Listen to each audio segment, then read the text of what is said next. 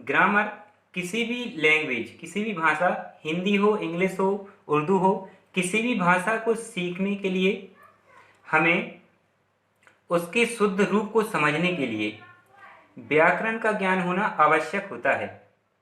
यदि आप व्याकरण को आपने नहीं पढ़ा है तो सेंटेंस बनाते समय आप कहीं भी आप मिस्टेक कर सकते हैं। तो इसलिए किसी भी भाषा में आपको ग्रामर यानी कि व्याकरण पढ़ना बहुत ही ज़रूरी होता है। तो चलिए इसकी डेफिनेशन देख लेते हैं। इंग्लिश में ग्रामर या व्याकरण वह शास्त्र है जिसके द्वारा अंग्रेजी को ठीक ठीक बोलना व लिखना, जिसके द्वारा हम सीखते हैं। वर्डों को मिलाकर सेंटेंस बनाए जाते हैं। तो सबसे पहले हम वर्ड को समझते हैं। वर्ड यानी शब्द, वोवेल और कॉन्सोनेंट, स्वर और व्यंजन को मिलाने से वर्ड्स यानी शब्द बनते हैं। वर्ड्स का नियमानुसार मिलाने से फ्रेज और सेंटेंस मीन्स वाक्य बनते हैं। वर्ड्स या पार्ट्स ऑफ स्पीच ये 8 प्रकार के होते हैं, जिसमें सबसे पहले होता है आपका नाउन, उसके बाद होता है प्रोनाउन।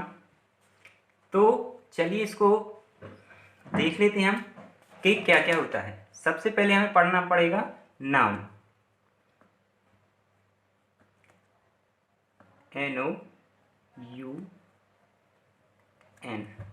नाउन। तो नाउन मीन्स क्या होता है? संज्ञा। सबसे पहले हम पार्ट ऑफ स्पीच को एक बार समझ लेते हैं, उसके बाद इनको डीपली हम पढ़ेंगे।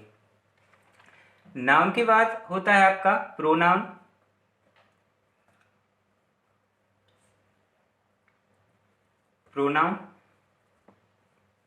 प्रोनाउन मीन्स क्या होता है? सर्वनाम।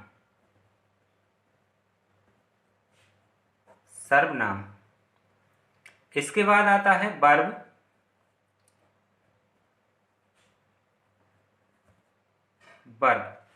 वर्ब मीन्स होता है क्रिया।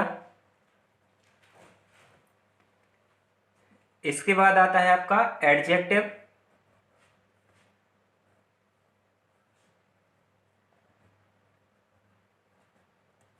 एडजेक्टिव मीन्स होता है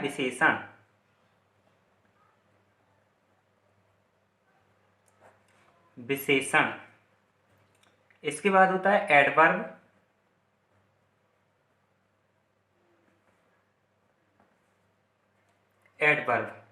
एडवर्ब मीन्स क्या होता है? क्रिया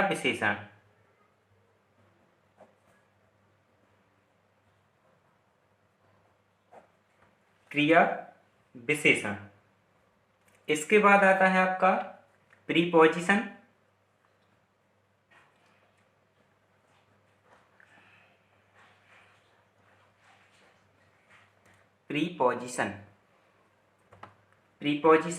इसके बाद कंजक्शन।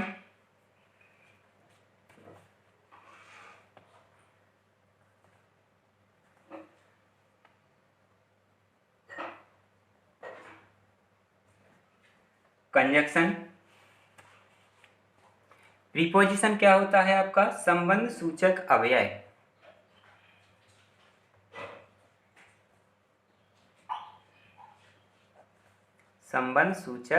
अव्यय। इसके बाद है आपका कंजक्शन मीन्स होता है संयोजक।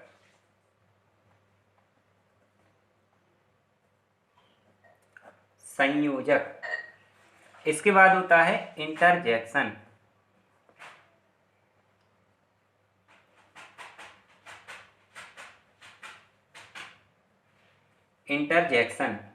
मीन्स विस्मय बोधक अव्यय।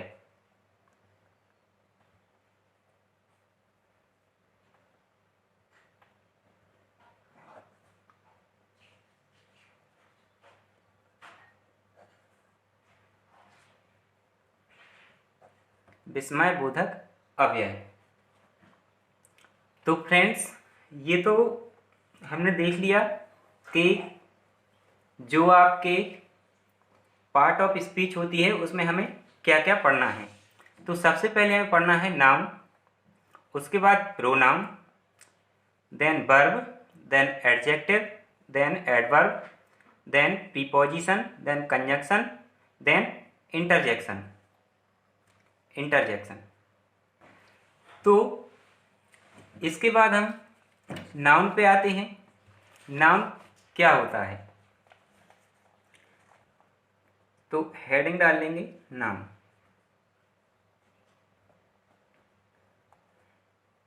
नाउन क्या होता है?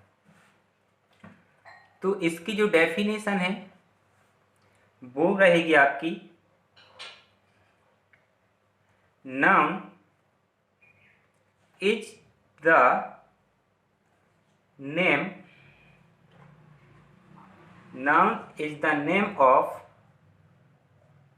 Any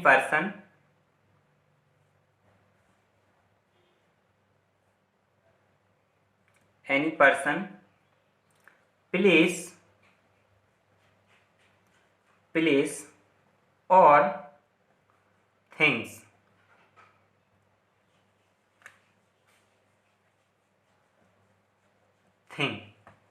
Noun is the name of any person, place or thing। जैसे किसी व्यक्ति का नाम भी हो सकता है, किसी स्थान का नाम हो सकता है, या किसी वस्तु का नाम हो सकता है। तो किसी भी व्यक्ति, वस्तु या स्थान के नाम को संज्ञा कहा जाता है, संज्ञा या नाम कहा जाता है। नाउन के भी अपने कुछ अलग अलग प्रकार होते हैं, वो भी हम पढ़ेंगे। सबसे पहले देख लेते हैं इनके कुछ उदाहरण, जैसे सुरेश।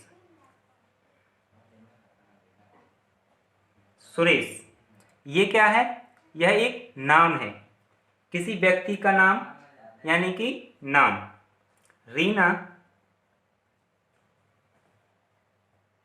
रीना यह भी एक नाउन है या किसी का नेम है। बुक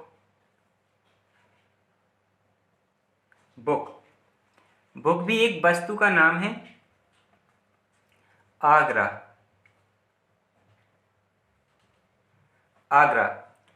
एक सिटी का नाम है, इसलिए यहाँ पर हमने पढ़ा noun is the name of any person, place और थिंग। किसी भी व्यक्ति, वस्तु या स्थान के नाम को नाम कहा जाता है या संज्ञा कहा जाता है। जैसे सुरेश, रीना, बुक, आगरा इत्यादि। इस प्रकार के जो वर्ड रहेंगे ये नेमिंग वर्ड कहलाते हैं। इनको नेमिंग वर्ड या नाउन भी कह सकते हैं। अब इसके बाद हम पढ़ेंगे काइंड्स ऑफ नाउन।